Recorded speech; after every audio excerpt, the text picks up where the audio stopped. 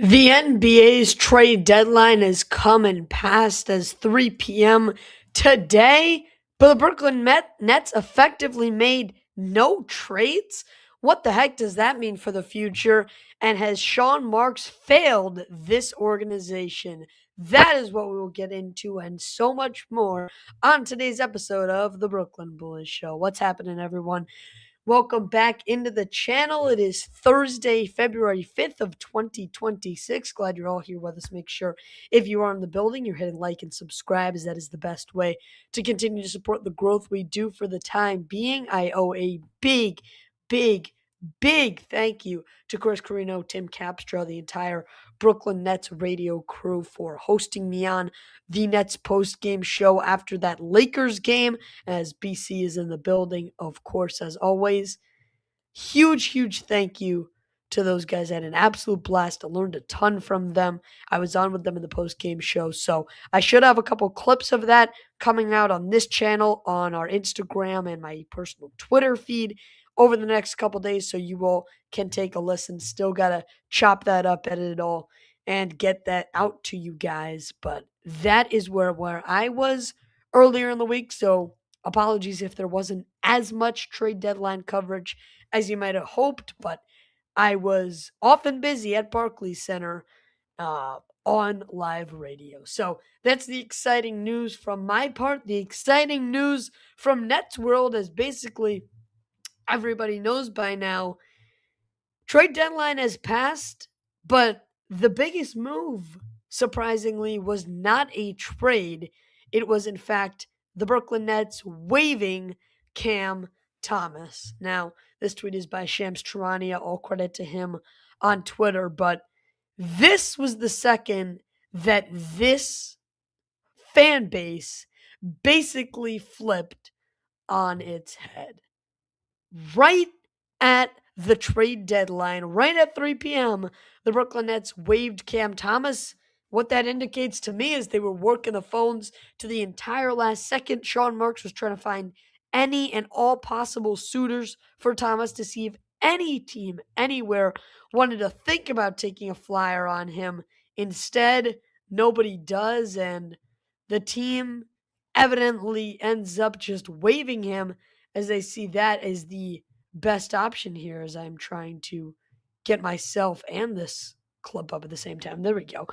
As the team figures that's the best way to go forward with things. And look, I understand it. If you're a Nets fan, you may be thinking to yourself, well, this really can't happen. You had a 20-year-old in his prime out of LSU, and he scored 40 in 3 straight games and was the first and youngest Net to ever do that.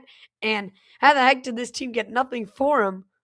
Well, if that's your argument, hold on. We have to take a step back and think about where the Nets were at that time if you want to talk about why they didn't trade him then. Because we know he doesn't fit the timeline now. But if you want to talk about why didn't they trade him in 2022, well, that's an entirely different situation. The team, first of all, believed in him. You had no reason at that point in time not to believe that he could be the shooting guard of the future for this team. And I'm sure that's the way the Nets front office saw it. This team believed in him, and they wanted to win back then. That's the other big thing.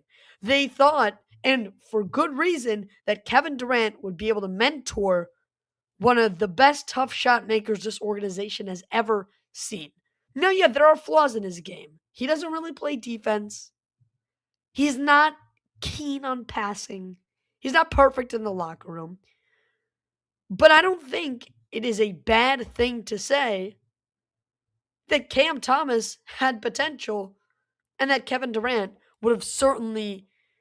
You'd think Kevin Durant, of all people, would certainly be able to turn a guy like Cam Thomas, who is not afraid to shoot anything, into a real-time bucket getter. So that's the reason the Nets don't trade him in 2022. And plus, he's young. Why would you trade the guy then? That's when he has the most potential to blossom into something great.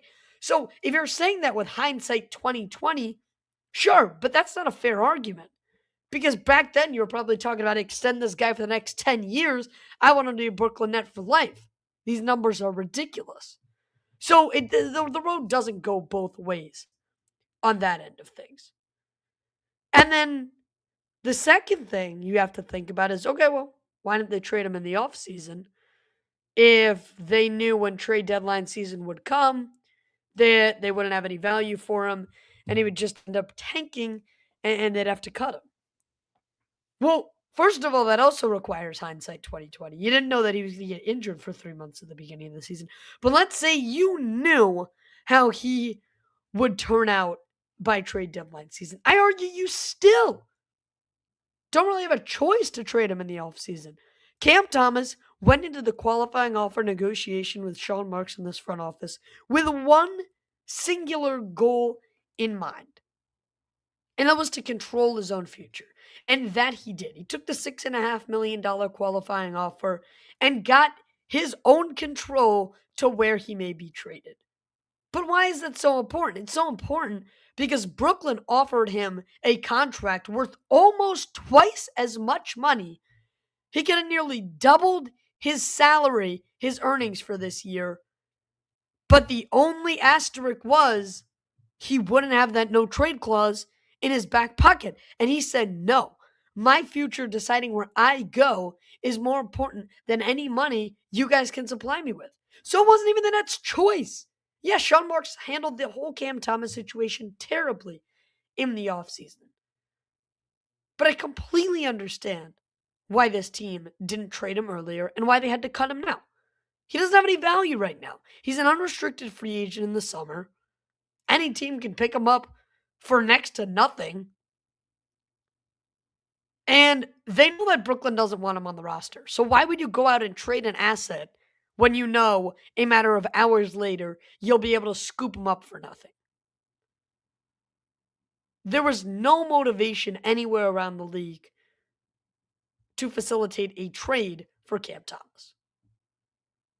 So I feel like that's where I need to start. I just need to lay the groundwork. There's a ton of Nets fans mad on Twitter, ranting about how could this organization screw up Cam Thomas? How did this happen? This should have been much better handled. It couldn't have happened.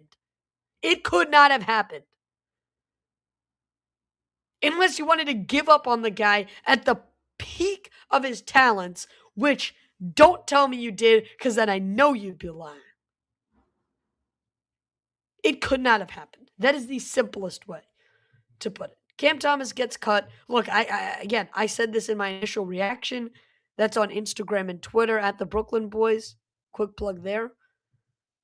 I said this in my initial reaction. I speak on behalf of the entire Nets community when I say thank you, Cam Thomas, for all you brought to this team. You revolutionized what it looked like. The Nets had never seen a scorer like you. The Brooklyn Nets had never seen a scorer quite like yourself. I would say a persona quite like yourself, Cam. We really learned a lot. And I'm going to leave it at learned a lot because that can go both ways. We learned a lot from you, Cam. You brought some great moments, finishing off the Knicks' 30-point comeback and silencing Madison Square Gardens, one of the better nights of my early Nets watching life. My dad was at the game. I really wish I was there. That would have single-handedly been the greatest basketball game I'd ever attended if I was there. I wasn't. You had that great moment, but it wasn't a single game for me, Cam Thomas. It was the magical turnaround, fadeaway, 175-degree tilt from the basket with a defender who's 6 inches bigger than you, palm on your head, and you would swish the shot with nothing but net like it was butter chicken in the wise words of Tyler Kolek. Cam Thomas truly changed the way I view scoring for this Nets team. Thank you, Cam. You did a lot for this team. But it was time to move on for both sides. For Cam Thomas, he gets to regroup. He gets to basically hand pick his new team, or at least negotiate with whomever he may want.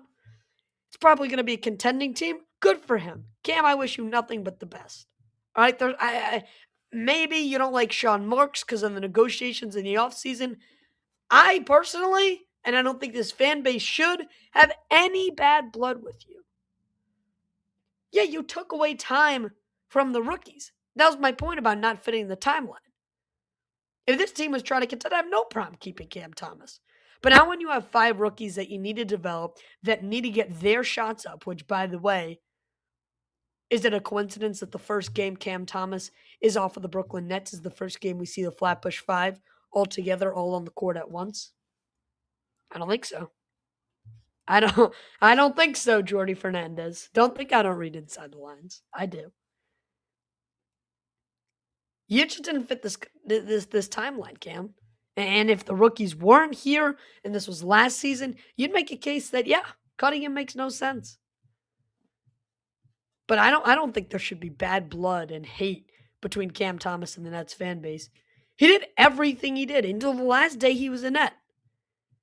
He shot the basketball from wherever and whenever he felt like it, and he made some really, really, really good plays. And that's always who he was. And if you want to complain about what type of basketball player that is, sure, go ahead. You have free reign to do so. But I personally wouldn't, because that's always been Cam's persona. Why would he change now? Why would he change in his last month with the Nets? That doesn't help anybody from his point of view. So good for Cam. Go out there, go win a championship with whomever you hand pick, hand select. And I hope you have a great time.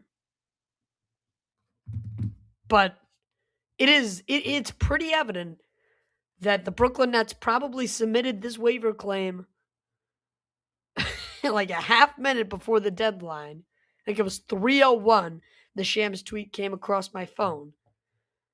I mean, clearly working till the last second to see if there was anybody that would give them anything for Cam Thomas. Second round pick, Sean Marks would have immediately said, yeah, please, take him. And he couldn't find one person. That will always, I think, be the last if that's going to be the last impression Cam Thomas has on Nets fans. They could not find anything to trade him for. And that will always sort of be the defining moment of the Cam Thomas Nets front office debacle saga, whatever you call it. It will always be an interesting one. That was just the last laugh. And I feel like Cam kind of got it. I feel like Cam got what he wanted. He got out. He gets his decision. Nets don't have to deal with the nonsense he brings to the locker room. Nets don't have to waste his time on the bench. Nets don't have to waste their time watching him play and taking away from everybody else and making dumb plays that don't make sense for this franchise. Makes sense for both. Go ahead, move on. And I feel like for a month now we've known what it meant for the franchise was that they would have to cut him. All right, hit like and hit subscribe. Best way to interact with us is right down in the comments. Get questions, comments, thoughts in the chat. We got a couple of you guys in the building, including Timothy and Pop. How you guys doing? Hope your Thursday evenings are going well. Reason I'm doing a stream this late, I got no school tomorrow, baby. Virtual parent-teacher conferences. So you normally wouldn't see me on here after on a live post game, but exception that proves the rule tonight. That's why I am with you on this Thursday, February 5th. All right, let's keep it rolling with my thoughts. We'll get your questions, comments, chats in just a couple of moments. Let's talk about a couple of the trades that did happen real quick. They were minor, but they still exist, right? I mean, I can't just completely ignore them. The first one that happened was this paragraph and a half by the Brooklyn Nets, but in short, they acquired Ochai Agbaji. I really need to learn how to pronounce that name. And a 2032 second-round draft pick from the Toronto Raptors, along with cash considerations. And it was this whole big ordeal that Chris Paul isn't going to play for the Raptors. The LA Clippers got nothing in the return package, so the Nets effectively traded air for a second-round pick and a player, which, I mean, I talked about the Cam Thomas saga ending. that will also always be interesting to me. I get that the cap situation works itself out and that both of these teams don't want to take on these contracts. And so they really do end with a plus positive, a net positive rather. But is it not just funny to think the Clippers got literally nothing?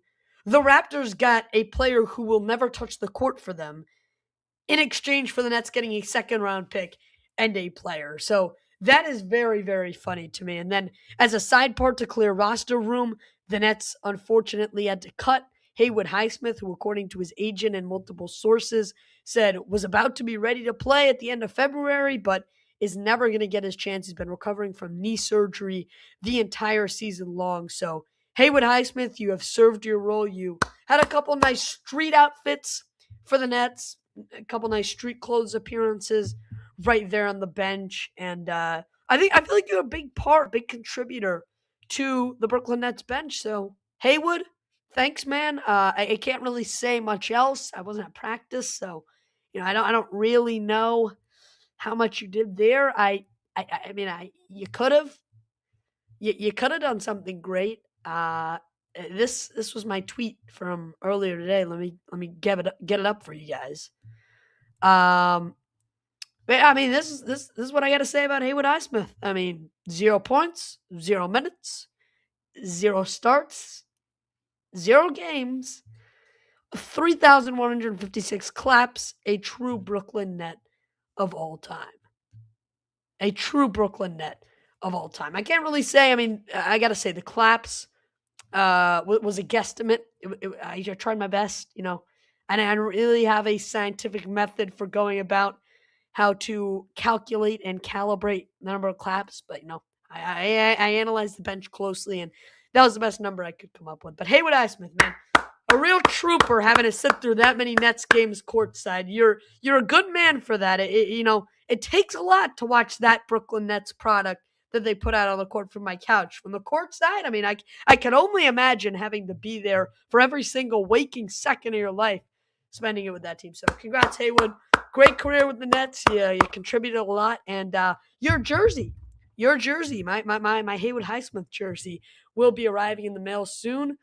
Connor also got one, so I think they're coming in from China. I wasn't really in the mood to spend $170 on a Haywood Highsmith jersey, but yes, Haywood Highsmith. I mean, just had to recognize game respects game there. So an all-time Nets great from Haywood Highsmith. No, but seriously, he did unfortunately have to get waived to make room for Agbaji. That's the only way I can say it. That is the only way I can say that name. I'm really, really sorry I'm butchering this name, but somebody please help me. I need a linguistics coach for this one. Here's my best try. Ochai Agbaji. That's the best I got. Other than I don't think you can get more than that, unless I seriously put it to good practice, but maybe. Maybe. All right, the other trade, I'm not going to say big. It wasn't big, but the other trade was Hunter Tyson and the worst of either the Clippers or Hawks second round pick of this year to the Nets. So Denver, again, another trade where the Nets give up absolutely nada tostada. Denver creates an open roster spot for the buyout market and gets out of the luxury tax, as Shams points out here, obviously from NBA on ESPN, senior insider there. But another trade where the Nets do not give up anything but are going to benefit. So I imagine Hunter Tyson gets waived immediately, a guy that I just really does not need to take up a roster spot. I don't think gives you any at all value. So you'll grab the late second round pick, or at least mid second round pick between the Hawks and Clippers, and you'll hightail out of there. That's kind of one of the luxuries of having as much cap space as the Brooklyn Nets do. You can really do things like this. I mean, there's not enough teams in the NBA with the flexibility to do stuff like this, and it feels like it happens all the time at this point.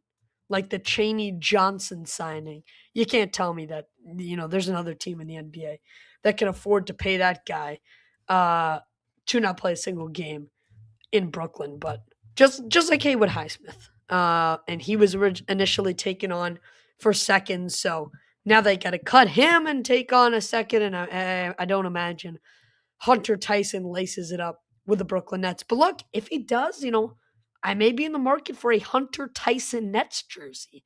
If anyone's birthday's coming up, I'm wondering if you want a Hunter Tyson Nets jersey. Maybe I could put, Tyson slash second round pick or something on there, a little, inscribed message. But other than that, I'm not sure Hunter Tyson is really going to play for the Brooklyn Nets in all seriousness.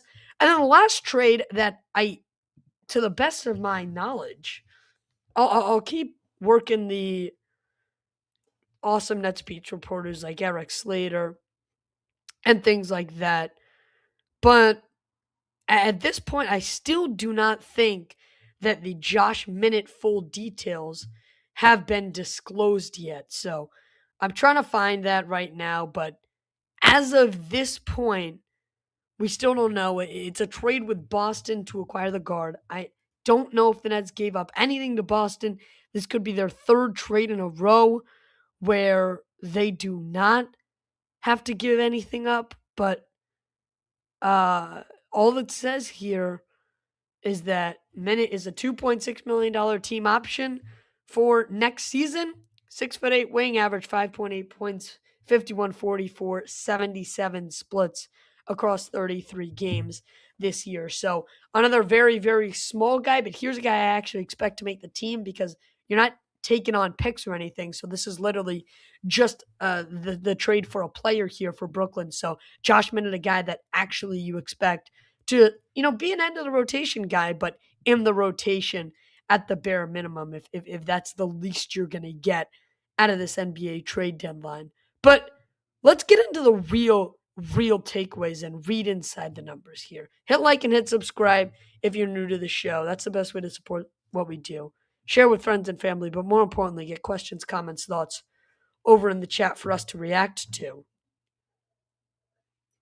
If you read inside the lines here, what this trade deadline says much more than who they traded for, why Cam Thomas was waived, what Sean Marks did do, is much more the thought of what Sean Marks did not do. And it says a ton more about how this team feels about the guys who weren't traded, about the Michael Porter Jr., the Day'Ron Sharpe, the Nick Claxtons of this team. Because those were three guys that all throughout the season we were talking about being on the trade block. The Nets were going to take calls for all of these guys because, well, they're not contending right now. They have no interest in winning. Believe me, over the last 3 weeks, I have seen the Nets' ability to lose basketball games. It is evident. They suck. They're horrible. I could probably count on one hand the number of games they will win remaining in this season. And they still got February, March, and a little bit of April. 2 weeks in April. You got 2.5 months. No, 1.5 months. And I can probably count on one hand the number of games this team wins. We're well past the halfway point of this season. But we've seen the way that this team can lose if they need to. And I think Brooklyn recognizes that. So what this means to me is that they're all in on next season. And if they weren't, it wouldn't make sense to trade any of these guys. Well, first of all, you don't own your own 2027 pick. Houston has it. So you'd imagine the best way to move forward after this year is you grab, hopefully, a top 3 pick if the lottery works out in your favor. You grab Darren Peterson, AJ DeBansta, Cam Boozer, maybe Caleb Wilson. But remember, this draft is stacked. You can get a ton of great guys in the early lottery. You grab one of those guys and you build a contending team in a wide open Eastern Conference. The Nets didn't have to keep Day'Ron Sharpe. I can't confirm nor deny, but I'm almost confident there were contending teams who would love to have a guy like that on their team. Team first is one of the best rim protectors in the league, great offensive rebounder, great rebounder overall, strong on the boards, can slam it with the best of them. Teams want that kind of guy. Same with Nick Claxton. But the Nets are committed to next year because otherwise, why not? Sharp's only here through next year. Claxton, the next 2. Brooklyn wants to win basketball games next year. This trade deadline was just the last piece we needed to put together to truly confirm that at this point. And MPJ is obviously the headliner of this crew. The guy that can score 30 points on any night is one of the best contested shot makers in this league. And the Nets want to hold on to everything they have in the form of proven talent in this building. They want to keep it all. And again, that says way more about this franchise than whoever the heck they brought in, than whoever the heck they waived to make room for the guys they brought in. And if this team really wants to compete next year, remember, you have all these expiring contracts coming up in the offseason that'll come off the books and free up cap. Just like a couple of the guys that it's traded for and may or may not waive. But you have all this money coming off the cap in the offseason that you get to spend elsewhere and really, really improve this team. And I think the Nets already have a couple solid guys. I want to get into a little bit of the Orlando game. The Nets have some solid players. Yegor Gilman ups his season high to 26 tonight. He's been playing really, really good basketball. He's been a great three-point shooter. So I think right now, it says a ton more that Sean Marks wants to keep this entire team intact. The same team that just lost, I believe, its 37th game of the year tonight. Who's only won, 13 games all season? Let me double check that. Yes, the Nets are 13-37. I was right. This team, even though that's what their record says, is so much more on paper. And tonight, the way they approach the trade deadline, they may have even rejected offers for some of these guys. That's the crazy part. When you had Nets fans telling you to sell everything, you need the number 1 pick. Remember, the NBA is still in a situation where the bottom 3 teams all have equal odds at the number 1 pick. So this team really believes in the guys they have on their roster. They'll get to spend money in the offseason to try and ramp everything up, to try and build things back up, to try and attack the weaknesses of this roster, add some depth pieces. You know the drill. The offseason will be all about development. You hope you can come out and get an all-defensive second-team performance from Drake Powell next year. You hope Yegor Gioman truly blossoms and continues to shoot the 3 ball at the pace he is, continues to blossom into a better passer, not Passover. Not at the high holidays quite yet. Better passer. The turnovers were a little bit concerning Wednesday night against LA. But I feel like that game was an outlier.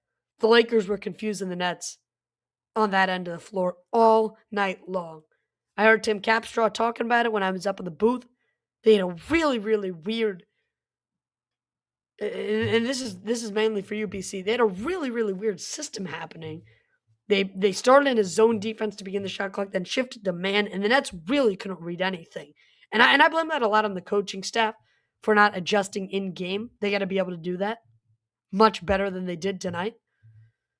Or rather, that night. Tonight, no adjustments. Tonight, no adjustments. First time the Flatbush 5, we're all out there together, and it is the day that Cam Thomas gets waived. All right, that's most of my points. I want to get into all your questions, comments, thoughts in just a couple of minutes, right after I remind you to hit like and hit subscribe.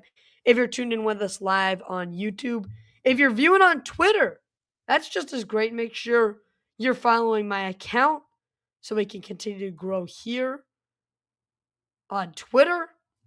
It is 10:37 on the East Coast. So that means 7 and a half hours since the NBA trade deadline. We saw AD get moved. We saw Jaren Jackson Jr.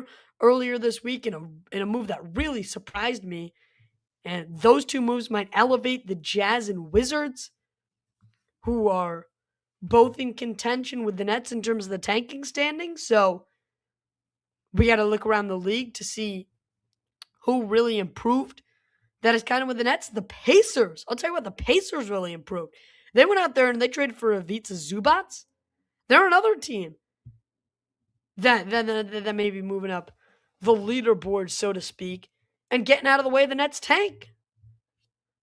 So the Nets don't add anybody of substance, and you got teams all around them that are also looking for top picks who went out there and upgraded at the deadline. I mean, that's huge. That is huge.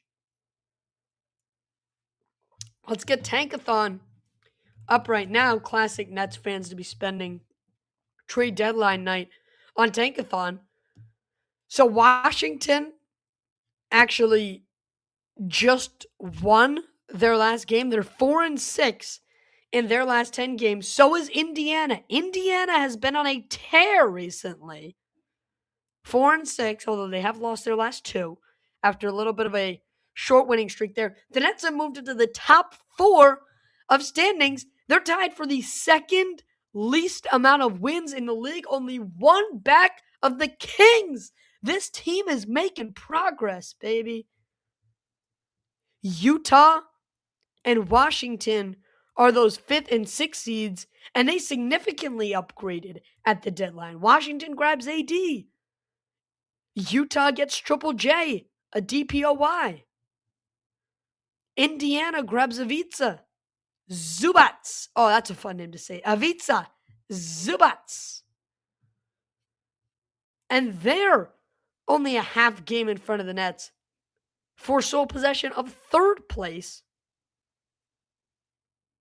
in the draft lottery order. And you know what? The top 4 teams all receive the 14% odds at that number 1 overall pick, that coveted pick that will likely be Darren Peterson come June. So a lot happening around the NBA that's going to contribute to the Nets' success. We'll continue to talk about that over the coming weeks by following all those other teams, seeing if those trade deadline moves by them really do improve their rosters and really do improve their shakeout on the season. Let's get to a couple of your questions, comments, thoughts, and then we'll get back in to a quick recap of the Orlando game. BC is in the building, and he says, King LeBron plus Luka Magic equals that championship trophy. Well, BC, if the Lakers play defense like they did against the Nets, I know, low bar, Nets suck, they certainly have a chance because defense has been their weakness all season long.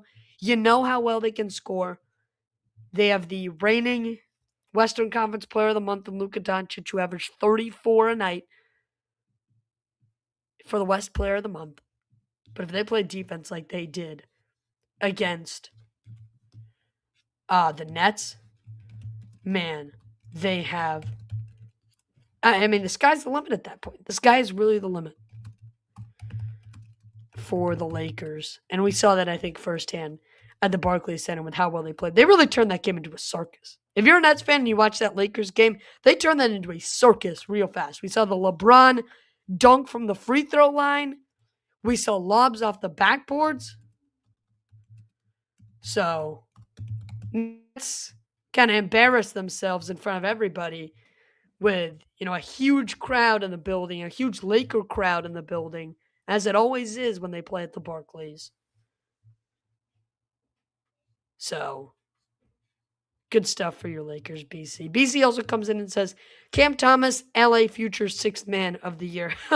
I would love to see what Cam Thomas and Luka Doncic look like on one team. I'm just trying to imagine how the heck that would shake out. And, one's complaining for a foul while the other one, hits an 1-3. But they're mad because their foul didn't get called, so they can't get credit for the points. That's how I imagine it all playing out.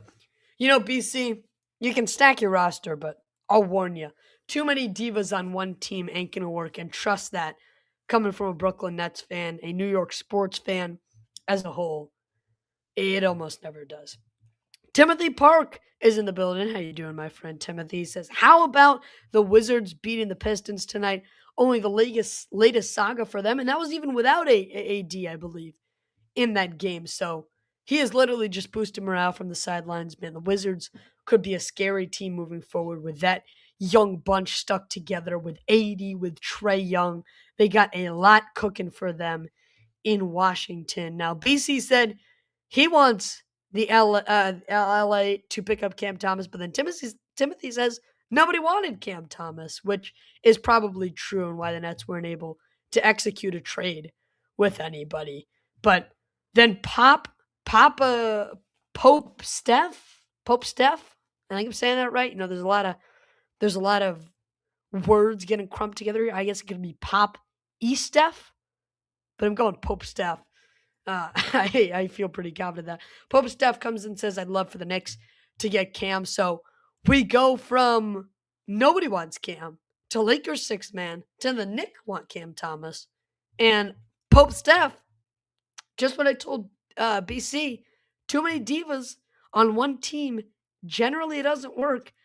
I don't think Jalen Brunson would vibe with the idea of Cam Thomas coming in and just shooting whatever shots he feels like. I don't think Mike Brown would either. The Knicks have guys who can shot chunk on their team. I do not see Cam Thomas as a fit for them, and if I do, I think it could turn into disaster. So, once again, trust that coming from a Brooklyn Nets fan. I know what it feels like. Let's keep it pushing here. Here's another name I can't read. Labistacato. I think that's the best I can do. Lab is Tech Ito 9348. That's the best I got. Do you think Cam Thomas didn't allow a trade for him to ask a buyout? Play the team that he chooses, and that could mean an extra money for him than trading to a team with extra money to receive. I'm not sure I fully understand the question here. Do you think that Cam Thomas didn't want a trade so that he could ask for a buyout and then play for the team that he chooses, and that can mean extra money for him than trading to a team with no extra money to receive? I see what you're saying. So you're saying that he would have rejected trade offers that the Nets actually had on their phone so that he could just go to his, a team that can pay him more. I mean, I suppose, yeah. There's some teams that might have had interest in him, but were capped at the double apron. Not exactly sure which ones. That's a tough name you got, though. Lab is, maybe it's Lab is T Cheeto 9348. I don't know. Mr. Labus Tekido. Please tell me how to say your name. It would be much appreciated. Timothy Park, right back and says, Josh, you realize Tatum is coming back this next season. Not sure the East will be wide open next season. It is wide open right now. Even with Jason Tatum coming back, I mean, I could say the same thing that Giannis will be back to his MVP form. That Joel Embiid will keep this up. So I think that anything could happen at any point. Obviously, the Celtics are going to be much better with Tatum on the floor, but let's not act like the Pistons haven't had an amazing season. Let's not act like the Knicks aren't a scary contender as well. So this is not to say that there is nobody to compete with in the East, and the Nets will have their little cakewalk into the Eastern Conference Finals. But you certainly still have to bear in mind that compared to the Western Conference, Timothy, I mean, it is a walk in the park compared to the rest of the Western Conference. Because when you look at the Western Conference, there are 8 or 9 teams deep. I'll get up the standings right now, but if you look at the East versus the West in terms of depth, in terms of teams that have an ability to go make a deep playoff run, like we saw the Warriors as a 7 seed last year go into Houston on a road series and knock off the Rockets, who a ton of people had. But let me read you the teams in the Western Conference, this juggernaut of a conference, that I say beat an Eastern Conference team in a 7-game final series. Here we go. OKC, San Antonio, Denver, Houston, Los Angeles Lakers. I don't think those five are debatable. I think those five may gentlemen sweep or sweep any Eastern Conference team that comes in their path. Okay? So those are the five: OKC, San Antonio, Denver, Houston, LA. I'll go Golden State could beat a team in the East. I'll go Minnesota with Ant. You can make the argument that Phoenix could. I'm not going to put them down as definite. All right, I hate to say it, there are 6 or 7 teams that could potentially sweep whoever the Eastern Conference Finals winner is. So I would still argue that the East is wide open compared to the juggernaut that is the Western Conference. When you compare those two side by side, yeah, sure. When you compare right now to what the East may be in a year from now, yeah, okay, maybe it is a little bit more competitive all around, but you got to compare it to what it will be at the time, which is the Western Conference. That's the best thing to compare it to. There is still a ton of how shall I say this? There's still a ton of opportunity for a surprise team to make a run in the Eastern Conference, as the Miami Heat did, as an 8 seed, making it all the way to the finals that year when the Nuggets won it all. That was 22, I believe. Let's keep it going with your comments, questions, your thoughts. If you want to get in on the conversation, feel free. The chat is open for any and all questions and comments. At this point, I'm going as long as you guys want me to. So if you got any questions, comments, thoughts, trade deadline, NBA, all around the league, not specific, get those in the chat. I'll react to those in just a couple of moments, but short line, so you'll be coming up in just a second or two if you do.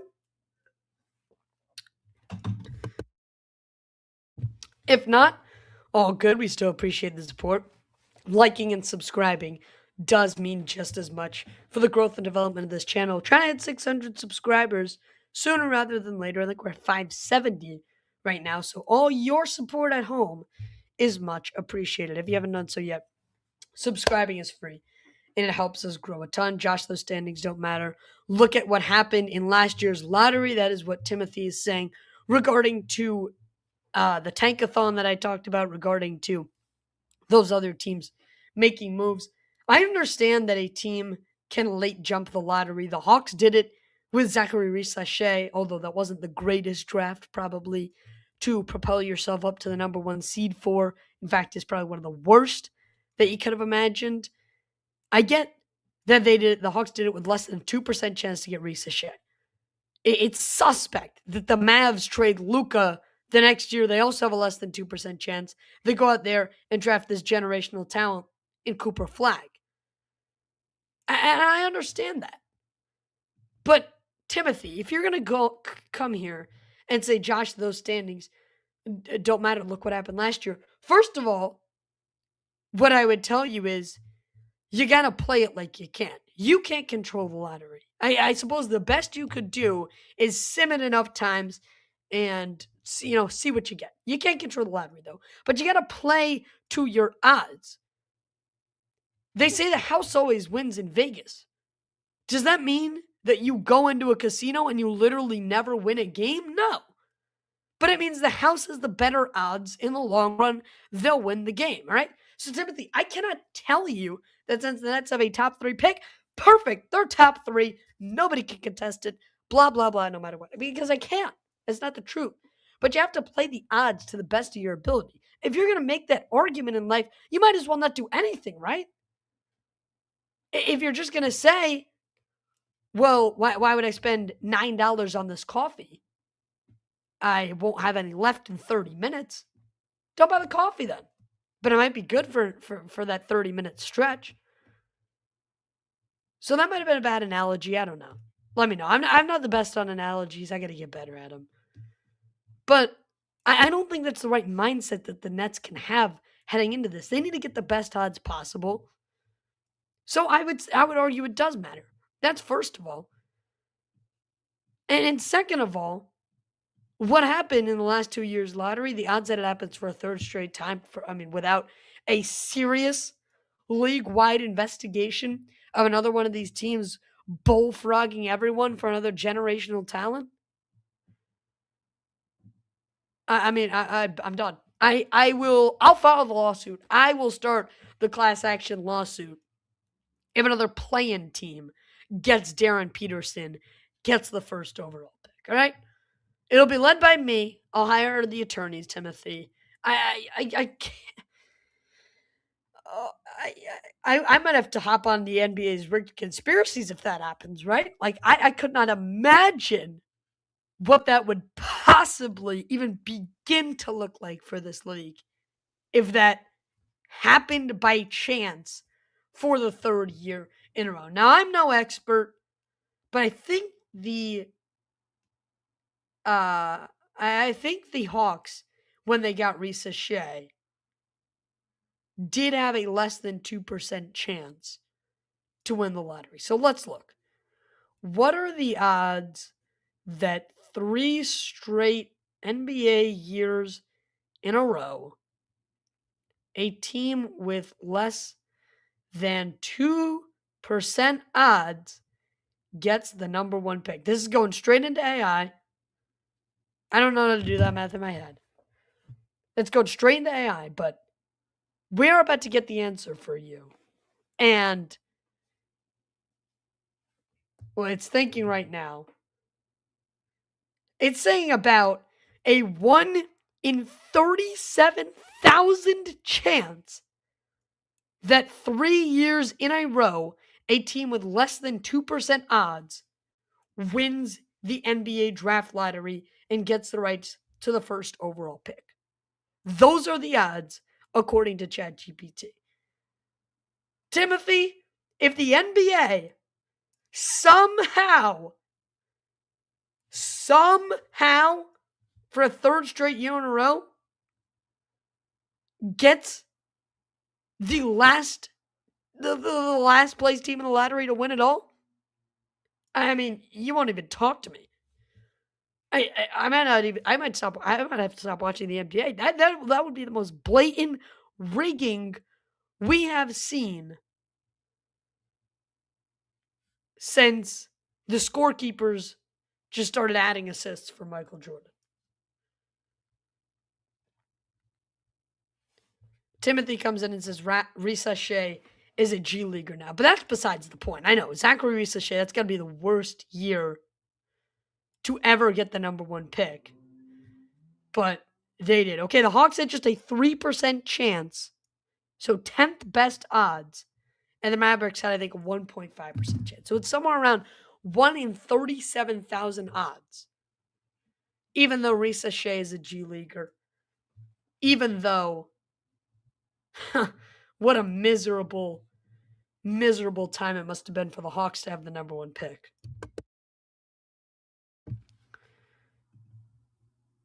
I still think the Nets have to do their best. Play the odds game. Chris B is in the house. Hope all is well. Like, subscribe, support the channel. Appreciate it, Chris. And that will wrap things up for me. All right. We did just about a 50-minute trade deadline episode. Had a ton of fun. Hope you did as well. Tuning in. If you made it wire to wire, you truly are a true Brooklyn Nets fan, a true fan of the show. Make sure you hit subscribe, you hit like. Best way to support all that we do. All right, I'll be back early next week. I'm taking the weekend off. I'll be at the University of Pennsylvania at a speech and debate tournament. So I'll be on Twitter and stuff like that. Hit me up there if you need me. Other than that, I'll be back Monday, most likely, Super Bowl Monday, where we got off of school, baby. That's what your boy loves to hear. All right, that'll do it from the greatest borough in the world of Brooklyn. Oh, look at that. Nate makes it in at the buzzer. How you doing, Nate? Good to see you right here on the show. All right, that'll do it from the best borough in the world of Brooklyn. I'm Josh Wolliver saying thanks so much for tuning into the show today. Like and subscribe if you haven't done so yet. A hectic but entertaining trade deadline in the books for the Brooklyn Nets, and we get into the dog days that are the remainder of the season. Thanks so much for tuning in, everyone. Have a great night. Stay safe as always. As always, let's go Nets. Good night, everybody.